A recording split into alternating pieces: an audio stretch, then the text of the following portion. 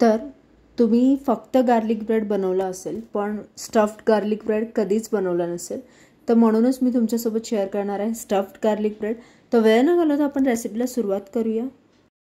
सगळ्यात आधी मी हा गार्लिक ब्रेड घेतला आहे. हा बेकरीमध्ये किंवा अन्य शॉप्समध्ये इझिली अवेलेबल असतो आणि हा असा मोठा मोठा कट करून घेतला आहे, म्हणजेच मोठ्या मोठ्या पीसेसमध्ये कट केला आहे. याची प्रॉपर कटिंग झाल्यावर याला असं मधून कट करून घेतलं आहे मी आणि हा पार्ट काढून घेतला आहे, बघू शकता तुम्ही. आता आपण याची स्टफिंग रेडी करूया. तर सगळ्यात आधी कढईत टाकले तेल गरम होऊ द्या. तेल गरम झाल्यावर याच्यात टाकलाय बारीक चिरलेला कांदा आणि बारीक चिरलेली कॅप्सिकम. यात भाज्या आपण फक्त सॉटे करून घेणार आहे. आता याच्यात टाकूया आपण कॉर्न,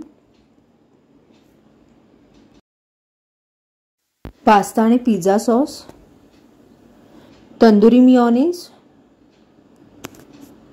साधी मिओनीज, ऑरिगॅनो, चिली फ्लेक्स, मीठ चवीनुसार टाकून सगळं फिरवलं. आता आपली ही स्टफिंग आहे रेडी. आता आपण याच्यातलं वरचा भाग काढून स्टफिंग भरूया याच्यात.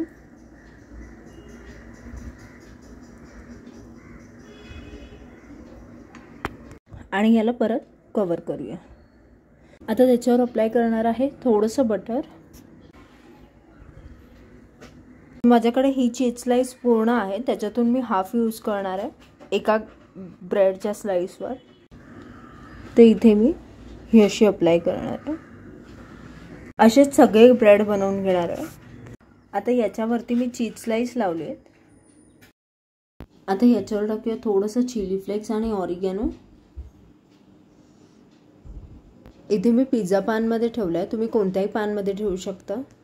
फक्त थोडंसं खालून क्रिस्पी होतपर्यंत ठेवा. आणि हे तुमचं रेडी आहे स्टफ्ड गार्लिक ब्रेड. तर तुम्ही ही रेसिपी नक्कीच ट्राय करा आणि तुम्हाला खूपच आवडेल. आवडली तर नक्कीच लाईक करा, शेअर करा, सबस्क्राईब करा आणि कॉमेंट करून नक्कीच सांगा की तुम्हाला ही रेसिपी कशी वाटली.